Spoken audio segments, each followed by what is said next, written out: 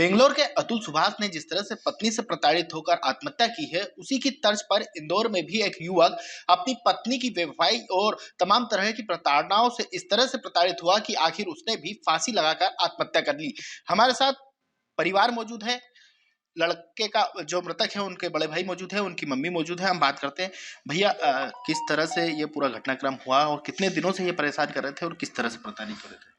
पिछले 2023 में उन्होंने लड़की ने और उसकी माता ने उसके ऊपर 125 और मेंटेनेंस का केस और तलाक दायर किया था।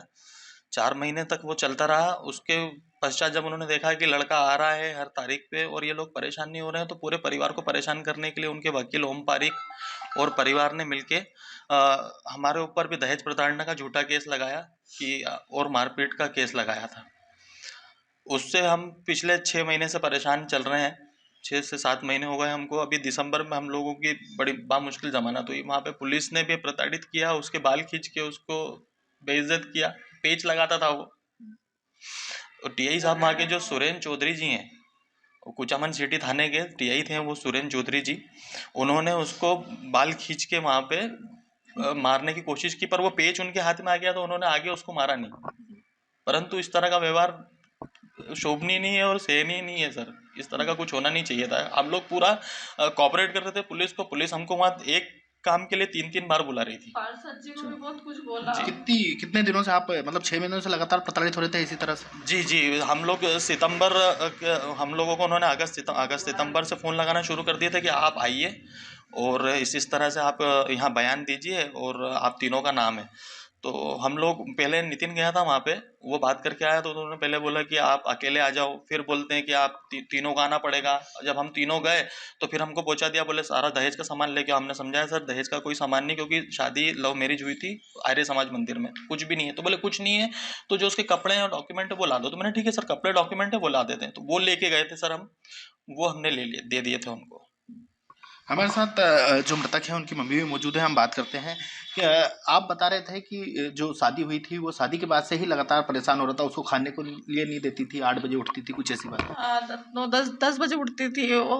10 बजे तो बच्चा जाता था काम करने, वो उठ के मोबाइल चलाने में लग जाती थी। खाना वाना, झाड़ू पोछा वगैरह कुछ नहीं। तो कभी नीचे बन जाता था तो भाभी बनाती थी उसकी, तो खा के चला जाता। और हमेशा से ही मतलब ऐसा ही चलता था। उसके बाद उसने पहले बच्चा उसने मायके जाके गिरा दिया। 3 महीने का बच्चा, ऑपरेशन करवा लिया उसने। दूसरी बार फिर वो प्रेग्नेंट हुई। वहाँ से आने के बाद तो बच्चे ने उसको वहाँ जाने से अभी रोक दिया कि अभी इस हालत में डॉक्टर ने मना करा है, सफ़र मत करना और कहीं चढ़ना उतरना नहीं, बेड रेस्ट था उसका। तो बच्चा हुआ, ऑपरेशन से हुआ, उसकी डिलीवरी अच्छे से हमने कराई।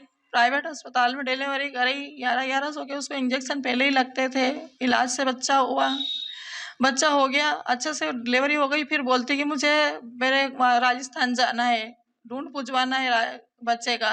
तो मैंने बोला कि बच्चे का जो भी पूजा पाठ तो अपने घर होती है, बच्चे की वहाँ नहीं होती, मामा के घर। बोले हमारे में होती है। मैं ठीक है, अगर तेरे को जाना है तो बाद में चले जाना, अभी तो तेरा भी सफ़र करना अच्छा नहीं। बच्चे का भी इलाज चल रहा था, उसकी चमड़ियाँ वगैरह सब बहुत ही ख़राब। तो उसका गोयल डॉक्टर जो बर्तन बाजार में वहाँ का इलाज चल रहा था, उसने मना करा था कि ज़रूरी नहीं है तो बच्चे को मत भेजना, मत जाओ आप। तो उसने बोला कि नहीं मुझे तो जाना है। बच्चे की भी नहीं सुनी, मेरी भी नहीं सुनी उसने। बच्चे ने उसकी एसी की टिकट कराई, उसको बिठा के आया ट्रेन में, उसकी बहन के साथ गई वो। और वहाँ जा गई, उसके बावजूद भी अच्छे से इनकी बातचीत सब कुछ चल रहा था, वीडियो कॉलिंग वगैरह सब। उसके बाद उसने 1-2 महीने बाद बोला कि अब इसने बोला कि हमारे बच्चे के जमाल उतारना थे हमारे वीरू जी के वहाँ। तो मेरा आ जाओ, 2 महीने हो गए, बुला ले उसको। मैंने बोला, बेटे ने फ़ोन करा तो बोले बाल का क्या है, वो तो कभी भी उतर जाएंगे। तो कभी भी नहीं उतरेंगे, देवी देवता का काम उस समय पे ही होता है। तो बोले मैं जब आऊँगी कि जब आप अलग रहोगे, मतलब अलग, जो भी मकान अलग, प्लाट लो अलग, उनसे बोलो प्लाट ले, मकान दिलाए, जो भी अलग रहेंगे, वहाँ नहीं रहेंगे, मैं वहाँ अब नहीं आऊँगी। क्या हो गया, ऐसा तो नहीं आओगी।